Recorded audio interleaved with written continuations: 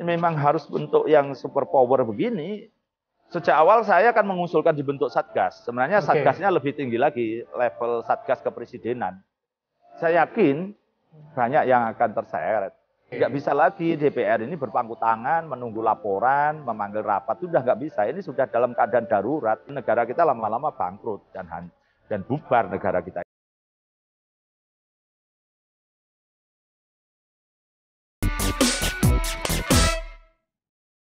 Halo Sobat Medcom, ketemu lagi di Newsmaker Medcom.id, obrolan hangat one on one bersama saya, Alfa Mandalika. Skandal transaksi janggal 349 triliun rupiah yang diungkap Menko Polhukam Mahfud MD memasuki babak baru. Mahfud MD menyatakan dirinya sebagai Ketua Komite Koordinasi Nasional Pencegahan dan Pemberantasan Tindak Pidana Pencucian Uang akan membentuk Satuan Tugas Khusus atau Satgasus yang akan mengusut aliran dana 349 triliun rupiah. Bukan hanya itu, Komisi 3 DPR pun berencana akan mengajukan hak angket atas terjadinya transaksi janggal sebesar 349 triliun rupiah. Nah, siapa saja nama-nama besar, pejabat, dan perusahaan yang akan terseret kasus transaksi janggal 349 triliun rupiah ini? Untuk menjawab pertanyaan tersebut, saya akan mencoba menggalinya bersama tokoh yang sering melaporkan kasus pajak dan money laundering, siapa lagi kalau bukan Ketua Masyarakat Anti Korupsi Indonesia atau MAKI, Bapak Boyamin Saiman. Selamat sore Pak Boyamin.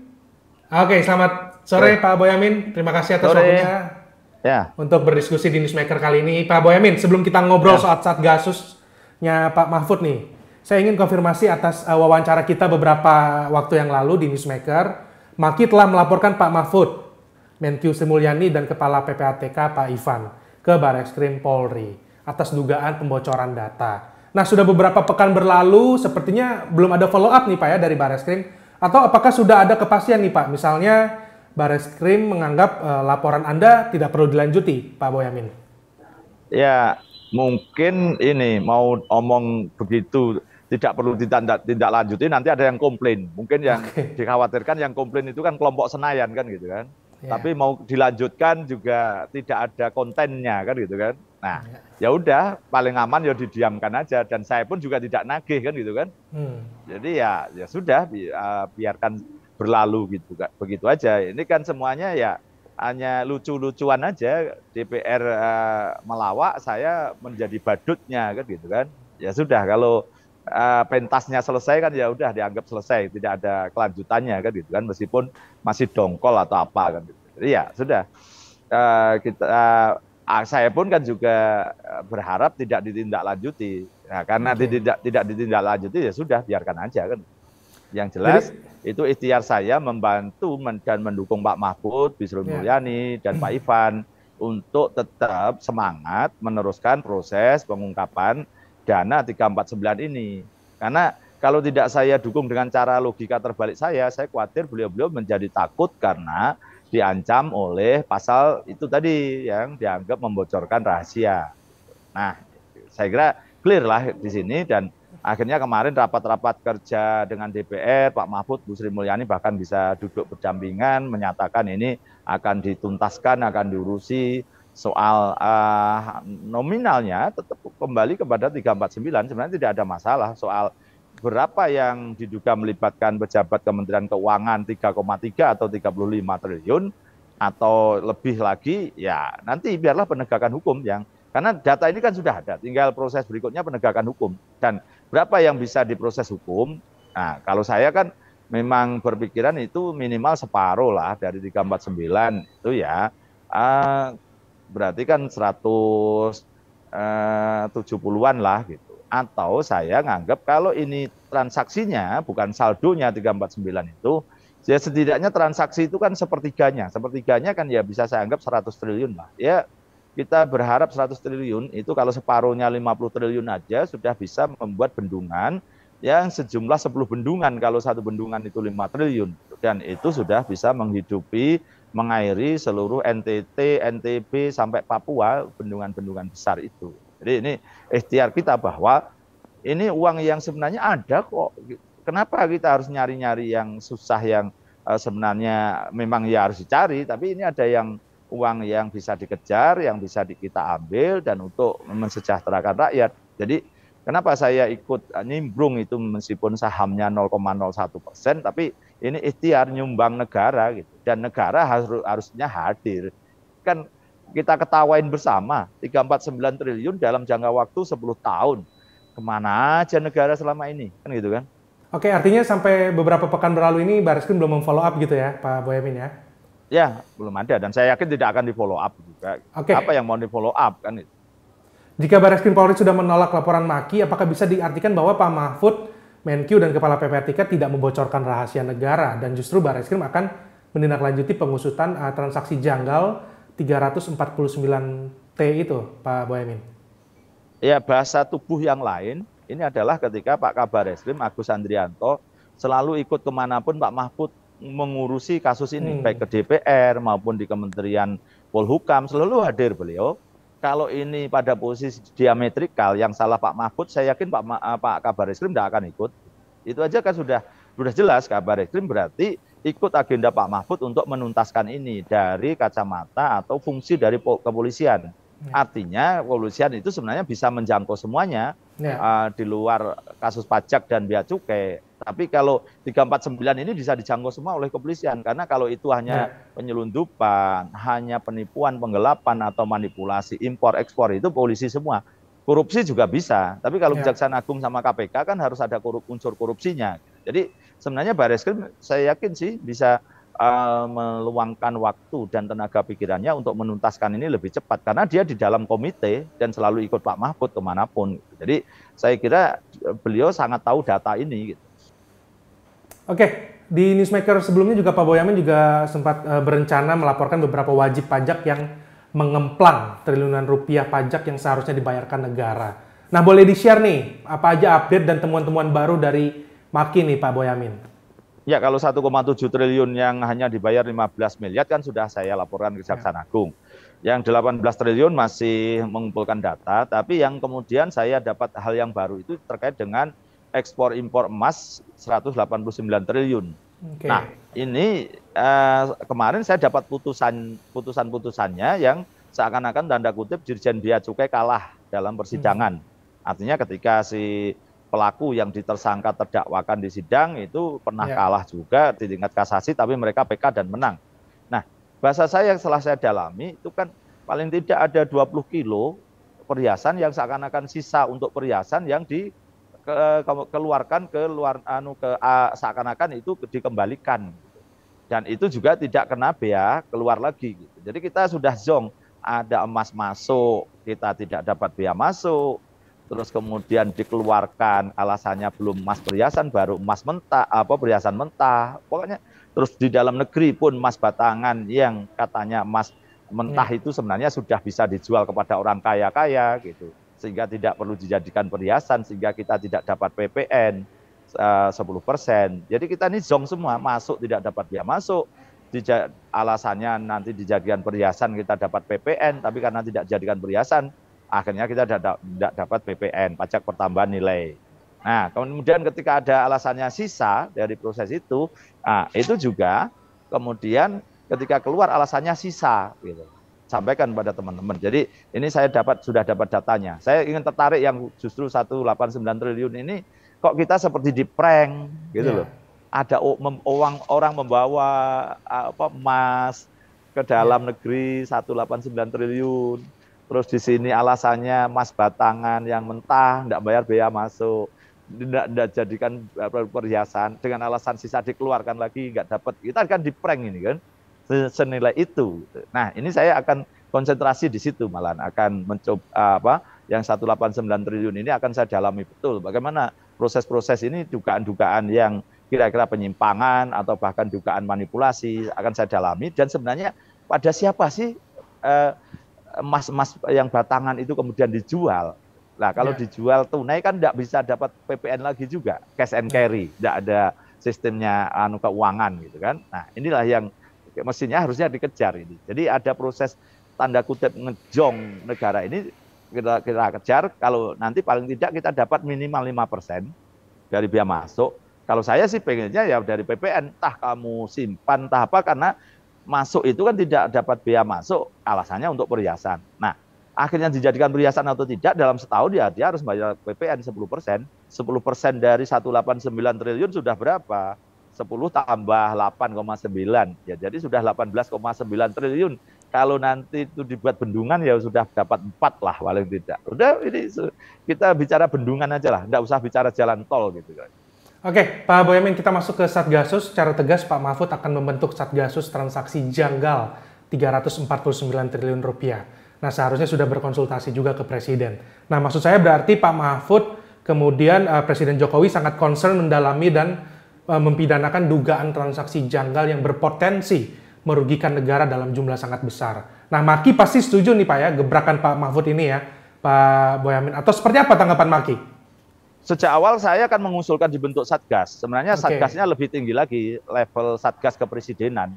Kayak dulu istilahnya tim 8 zaman Gayus Tambunan gitu. Jadi melibatkan tokoh-tokoh yang kemudian seakan-akan lebih posisinya seakan-akan lebih di atas penegak hukum gitu. Jadi seperti mengajak lah, minimal begitu, mengajak atau mendelegasikan nanti hasil dari investigasi penyelidikan dari Satgas yang levelnya level kepresidenan. Tapi kalau toh ini Satgas di tingkat kementerian, Pak Mahfud juga sudah karena Menko gitu, saya ya setuju aja, tidak ada masalah. Yang penting bahwa ini nanti kemudian mampu mengakselerasi, mampu mengintervensi proses-proses yang selama ini mandek. Karena apa? Kalau kita tidak membentuk Satgas, saya yakin ini juga akan tenggelam lagi. Kalau 10 tahun sudah tenggelam, bagaimana mau menghidupkan lagi itu sudah susah. Nah, artinya ada apa? Ada minimal ada keengganan, atau berikutnya ada menutup-nutupi, atau yang ketiga paling tinggi sekongkol kan gitu kan. Nah, itu kan harus Satgas inilah yang kemudian saya harapkan dan saya perkirakan sejaknya mampu akan mengakselerasi semuanya. Jadi kalau tidak ada Satgas ya paling tetap dia masing-masing ego sektoral gitu kan, masing-masing merasa sudah mampu tapi mampu menangani, tapi kenyataannya apa? Ditenggelamkan gitu loh, didiamkan, ditutupi kan gitu kan. Jadi ya artinya selama ini kan berarti tidak diapa-apakan, paling tidak abai gitu kan, minimal abai lah gitu, negara tidak hadir. Nah, dengan Satgas ini negara hadir dan menuntaskan ini, katakanlah ya bahasa saya tidak usah banyak-banyak, itu tidak separuh ya seperempatnya lah, 25% dari 349 triliun itu sudah hebat. Dan kemudian setidaknya besok lagi orang tidak berani lagi untuk bermain-main. Itu yang utama kan justru di situ. Karena kalau tidak dituntaskan semua orang bermain-main dan negara kita lama-lama bangkrut dan bubar negara kita ini. Oke, Pak Boyamin, pada saat Pak Mahfud mengungkapkan rencana Satgasus, hadir dalam konferensi pers Menkyu Sri Mulyani dan Kabar Reskrim Polri Komjen Agus Andrianto. Kabar Reskrim hadir nih, Pak Boyamin. Apa ini sinyal pada akhirnya nanti pasti akan muncul nama-nama para tersangka dan perusahaan besar yang mungkin bisa terseret, Pak Boyamin? Saya yakin banyak yang akan terseret. Dan misalnya kan pada posisi misalnya seperti yang saya laporkan itu tagihan 1,7 triliun kok hanya diselesaikan 15 miliar. Itu apa? Males atau ya abai, lupa, ketumbuk pekerjaan yang lainnya, atau paling tinggi sekongkol dugaannya kan. Jadi ini saya yakin banyak hal yang bisa ditreatment. Dan sebenarnya saya kalau bicara orang itu nomor 29 lah, memenjarakan orang itu. Yang penting ini peristiwanya bisa dirunut dan uangnya bisa disita. Itu yang paling penting di situ. Oke, Pak Boyamin, satu pertanyaan publik yang perlu penjelasan nih Pak, yaitu Satgasus akan fokus melakukan case building dimulai dari laporan hasil pemeriksaan atau LHP pajak senilai 189 triliun rupiah, bukan 349 triliun rupiah. Nah, kira-kira apa nih maksud Pak Mahfud memulai dari angka 189 triliun, bukan langsung case building total 349 triliun rupiah, Pak Boyamin? Ya, case building itu kan dari yang mudah dulu. Seperti yang terjadi di KPK itu kan berkaitan dengan Kementerian SDM yang sekarang jadi rame. Itu kan sebenarnya itu ada kaitannya dengan terkait tambang, izin, survei, kan macam-macam. Tiba-tiba ketemulah tunjangan kinerja, diambillah itu gitu kan. Karena itu yang paling mudah gitu kan. Mudah pembuktiannya dan bisa untuk membuat pintu masuk ke yang lain-lain. Nah, 189 ini kan juga begitu. Seperti saya katakan tadi, kayak kita melongo gitu kan, kayak kita domblong kalau bahasa Jawanya. Melongo aja ada emas senilai 189 triliun masuk, ditransaksikan terus kemudian keluar lagi seperti tidak ada jejaknya sama sekali gitu kan. Padahal kalau ini hujan aja ada bekasnya kan gitu kan. Ini emas kok tidak ada jejaknya dalam bentuk bea masuk, pajak atau pendapatan negara bukan pajak, bea keluar segala macam kan nggak ada. Nah, ini saya kira ini hanya soal cara memandang aja gitu. Kalau dulu seakan-akan takut digugat dan nyatanya digugat kalah juga. Nah, ini kan proses penyajiannya aja. Cara menyajikan nasi goreng ini spesial atau nasi goreng yang hambar yang tidak ada garamnya pun tidak ada. Ya, jadi itu saya kira Pak Mahfud juga sepemikiran dengan saya, nyari yang mudah dulu aja. Karena yang mudah itu apa? Gampang pembuktiannya. Kedua juga bisa dipakai untuk pintu masuk yang lain. Daripada case building 349 nanti 10 tahun juga nggak kelar-kelar. Tapi kalau yang 189 ini 2 tahun kelar dan bisa untuk membongkar yang lain-lain menuju 349 yang lain dan kemudian apa yang terjadi 5 tahun mungkin sudah kelar gitu. Kira-kira gitu gambarannya. Oke, Pak Boyamin, kita bergeser sedikit ke reaksi Komisi 3 DPR dalam rapat dengar pendapat. Beberapa anggota DPR menyatakan Satgasus belum diperlukan sebab pemeriksaannya dilakukan oleh internal komite TPPU. Nah, beberapa anggota DPR mengusulkan pembentukan pansus atau panja, sebagian lagi mengajukan usul hak angket. Nah, Maki sendiri menilai lebih tepat mana nih? Apakah sebaiknya DPR membentuk panja atau pansus, atau langsung hak angket, atau level di bawah hak interpelasi, Pak Boyamin? Kalau saya yang paling tinggi hak angket untuk mencari siapa petugas negara kita yang abai. Minimal kalau ketemu abai kan diberi hukuman, dicopot jabatannya. Nah, kalau ternyata mereka membiarkan dengan sengaja, ini delik omisi ya diproses hukum, sedang lah. Tapi kalau mereka bersekongkol, kan diproses korupsi gitu loh. Jadi ini justru menurut saya hak angket yang paling utama. Dan itu tugasnya DPR. Nggak bisa lagi DPR ini berpangku tangan, menunggu laporan, memanggil rapat. Sudah nggak bisa, ini sudah dalam keadaan darurat. Dan rakyat juga bisa ogah untuk membayar pajak kalau ini tidak dituntaskan. Nah, harusnya DPR melihat urgensinya kasus ini, kecepatan untuk ditangani, karena apa? Ya proses-proses ini karena kalau nanti tidak dibentuk hak angket, itu kemudian tidak bisa beriringan dengan satgasnya Pak Mahfud. Ini bukan saling akan menegasikan, akan saling membuldoser, bukan. Justru dengan hak angket itu akan memperkuat dari satgasnya Pak Mahfud untuk bekerja tanpa ada tekanan dari pihak-pihak lain, tanpa ada intervensi, tanpa ada rongrongan dari manapun, terutama juga dari politisi kan itu, sehingga akan terbongkar semua. Nah, kan itu mestinya yang harus dilakukan DPR. Dan kalau ada suara-suara tidak bentuk pansus segala macam, ya udahlah saya abaikan lah. Kalau itu saya kecewa terus terang aja. Mestinya DPR membentuk angket, pansus saja itu ya minimalis lah. Oke, Pak Boyamin, jika komite TPPU di bawah komando Pak Mahfud membentuk Satgasus, kemudian bersama dengan itu DPR juga mengajukan hak angket, apakah itu akan semakin membuat super power upaya membongkar transaksi janggal ini, Pak? Atau akan ada tumbang tindih? Sebaiknya seperti apa menurut Maki? Positif negatifnya semua ada.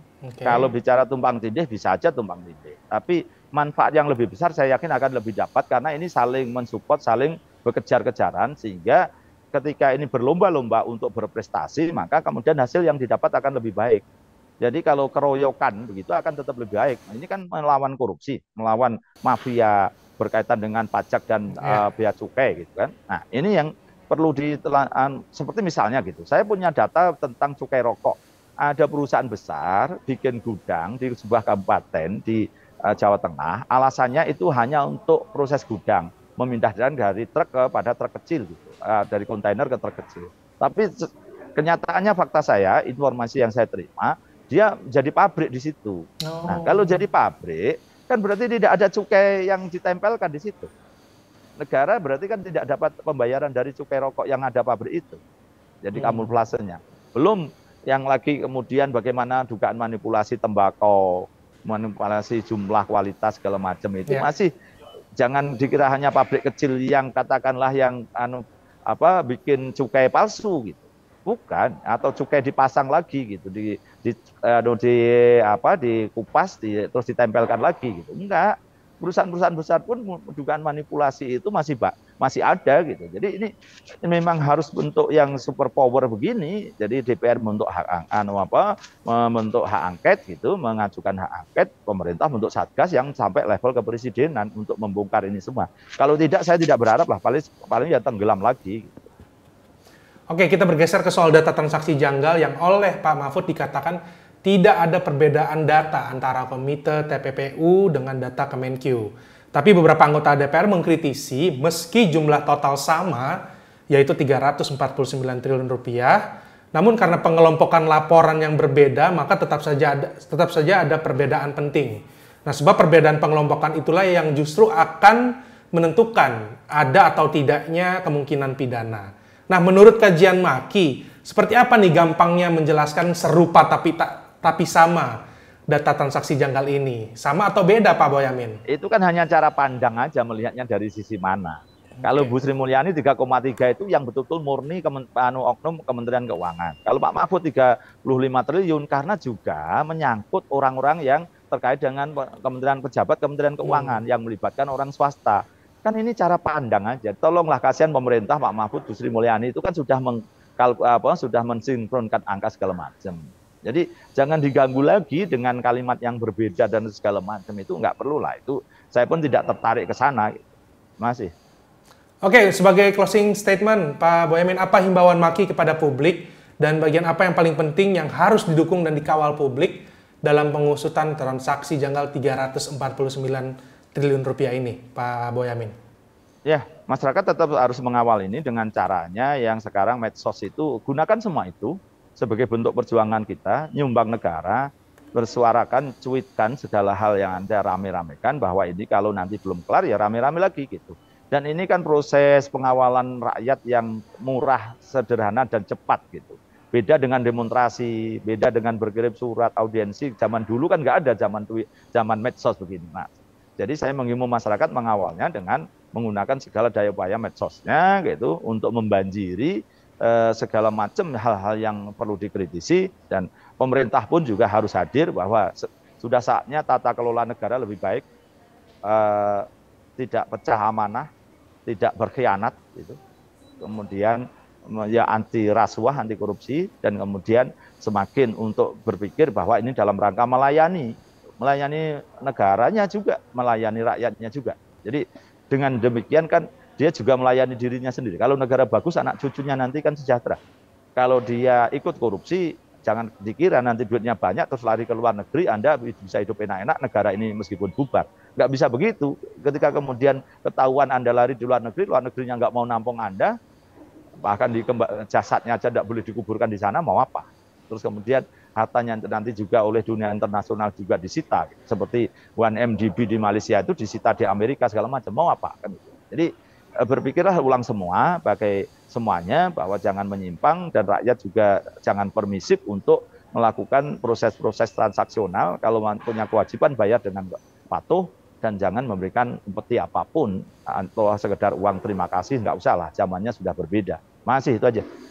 Oke, terima kasih Ketua Masyarakat Anti Korupsi Indonesia, Bapak Boyamin Saiman, yang telah berdiskusi di Newsmaker kali ini. Sekali lagi terima kasih Pak Boyamin. Salam sehat selalu Pak Boyamin. Ya, demikianlah Newsmaker pekan ini. Kita akan berjumpa pekan depan dengan topik dan narasumber menarik lainnya. Saya Alfa Mandalika pamit. Sampai jumpa.